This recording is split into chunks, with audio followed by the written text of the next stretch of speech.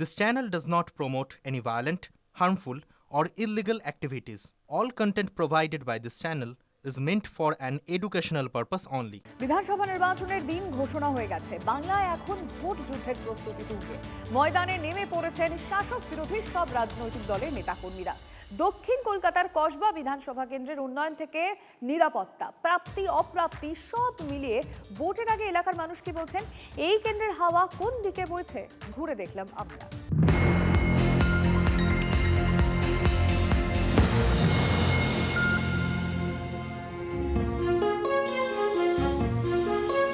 দক্ষিণ কলকাতার অন্যতম গুরুত্বপূর্ণ বিধানসভা কেন্দ্র কসবা।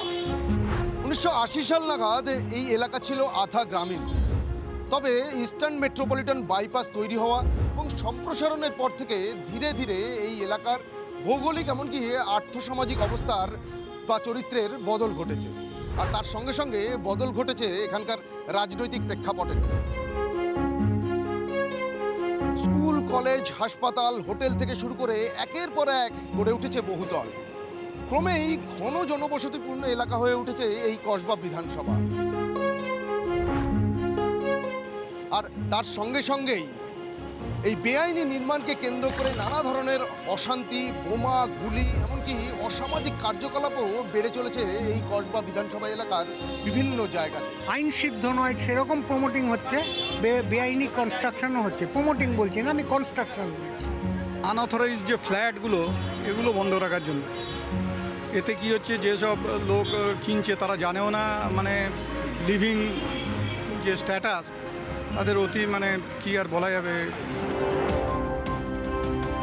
রাজনৈতিক প্রেক্ষাপট বা ভৌগোলিক আর্থসামাজিক প্রেক্ষাপট যাই থাকুক না কেন, ভোটের হাওয়া কি বলছে চলুন দেখে নেওয়া যাক। বিরোধী বলে যে আপনারাই তো লোকের সামনে বিরোধী তৈরি করছে, কেউ বিরোধী না, যে খেতে পায় সে শুতে চায়। তাহলে এখানে কি হবে মনে হচ্ছে এবার? তৃণমূল তৃণমূল তৃণমূল জিন্দাবাদ। বড় লোকে চলে গেলে তার জন্য টাকা, সে জন্মাচ্ছে টাকা, লক্ষ্মী ভাণ্ডার, বার্ধক্য ভাতা। না, আমি লক্ষ্মী ভাণ্ডারও পাইনি, বার্ধক্য ভাতাও পাইনি। আমার এই 65 বছর বয়স হয়ে গেল, আমার কিচ্ছু নেই বাবা। 1,500 টাকায় কি কোনো রকমভাবে সংসার চালানো সম্ভব?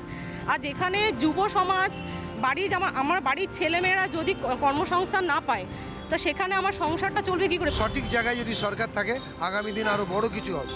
আরও বেশি যদি উন্নয়ন করা যায়, চাকরিটা ভীষণ দরকার। খারাপ লাগে যখন দেখি শিক্ষকরা রাস্তায় বসে আছে। যা করছে ঠিক করছে, আমার মনে হয় না আর কিছু চাই মানুষের। মানুষ সব পেয়েছে, কি পায়নি। যেটা এখানে স্টেডিয়ামটা ছিল বলে গর্ব হচ্ছিল, সে স্টেডিয়ামে খেলাধুলো হয় না আর। হ্যাঁ, একজন খেলোয়াড় হিসাবে আমাকে বলতে আমি বাধ্য।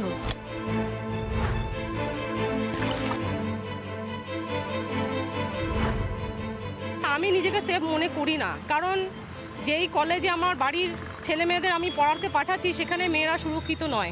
নিশ্চয়ই নেই, সেফ নেই নারীরা। নাহলে তো এরকম কাণ্ড কেন হবে? তো আমি তো যখন খবরে হঠাৎ করে খবর খুলে দেখছি যে এইরকম অবস্থা, আমি ভাবতেই পারছি না যে আমি যদি কই অন্যায় করলো, সে অন্যায়টাকে ধামাচাপা দেওয়াটাকে আমি মেনে নেওয়াটা আমার পক্ষে কঠিন।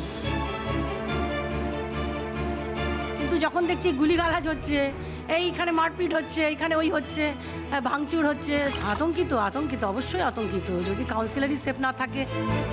এলাকায় বেড়ে চলা অসামাজিক কার্যকলাপ এবং তার পাশাপাশি বেশ কিছু এলাকার মানুষ নানা ধরনের অভাব অভিযোগের কথাও সামনে তুলে ধরছে। খাবার জলও নেয় ওখানে, খাবার সেই জল আমাদের গাড়ি আসে, সেই জল আমরা টেনে নিয়ে যাচ্ছি। খাবার জল সব বাথরুম পায়খানা জল টল সব টানতে হচ্ছে, ওদিকে পাইপে নেই, লাইন নেই ওখানে, পাইপ লাইন নেই, আর আমাদের সেই অর্থ নেই, বাড়িতে করতে পারিনি। তাহলে খাবার জল বা এইখানে রাত ভোরবেলা গাড়ি আসে, রাত 2টা, 2:30, 3টে, 4টে ওখানে বসে থাকি একটু জলের জন্য। রাস্তাঘাটে একটু সমান ঠিক মতন হয় না। রাস্তাঘাটে কাঁচা রাস্তা নিজেরা করেছি, রাবিশ ফাবিশ ফেলে একটু, আর কিছু রাস্তা নেই। এখানে সবচেয়ে বড় প্রবলেম হচ্ছে এই যে গার্বেজ সিস্টেমটা আছে, ওর ডেভেলপমেন্ট করা উচিত, আরও ডেভেলপমেন্ট। তার কারণ ম্যাক্সিমাম লোক যে আছে গার্বেজে, সকালে যে কর্পোরেশনের লোক আসে সেখানে না ফেলে সাইডে বা রাস্তার ধারে বা কোনো অ্যাবান্ডান জায়গায় যেগুলো আছে সেইগুলোই ফেলে। বর্ষাকালে তো অবশ্যই হঠাৎ করে যেটা বৃষ্টি হয় অনেক সময়, সেটাতে জল জমিয়ে যেভাবে কসবা এলাকায় ভাসিয়ে দিচ্ছে, এটা সত্যি আমি শুধু নয়, সমস্ত এলাকাবাসী খুব আতঙ্কিত।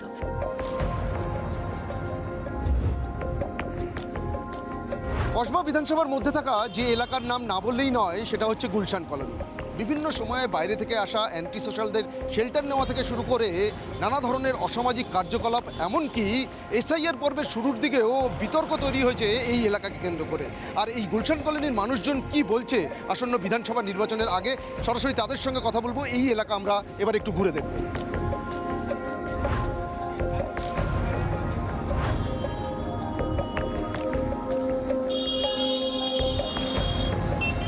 দেখুন, ওটা অ্যান্টি সোশ্যাল যেটা হয়তো মোটামুটি ওটা সব জায়গা আছে, কিন্তু এখানে যে আছে আমরা তার জন্য একজুট হয়ে সব ওর আন্দোলন করছি, আর আমরা অ্যান্টি সোশ্যালের সঙ্গে নেই। एसआईआर मीन्स क्या होता है? वेरिफिकेशन तो होता ही है हर साल। एक नया लोचा जो निकाला है वो सिर्फ ये आदमी को परेशान करने के लिए और वोटर को डिलीट करने के लिए। এটা তো আরামে করতে পারে, এসআইআর করে আমি জনগণনা করতে পারি, কিন্তু এই সময় করবে সেটা ঠিক না।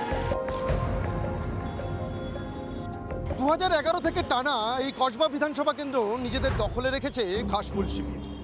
2021-এর নির্বাচনের ফলাফলের নিরিখে উল্লেখযোগ্যভাবে সিপিএমকে পেছনে ফেলে দ্বিতীয় স্থানে উঠে আসে গেরুয়া শিবির। সিপিএম বিজেপির ফলাফল যাই হোক না কেন, প্রতি ভোটেই নিজেদের জয়ের ব্যবধান বাড়িয়েছে ঘাসফুল শিবির। আর তাই আসন্ন বিধানসভা নির্বাচনে এই কসবা বিধানসভা কেন্দ্র থেকে বেশ খানিকটা এগিয়ে থেকেই যে তৃণমূল কংগ্রেস লড়াই শুরু করবে তা বলার অপেক্ষা রাখে না। ক্যামেরায় সুদেব রায়ের সঙ্গে সুপ্রিয় গুহ, TV9 বাংলা।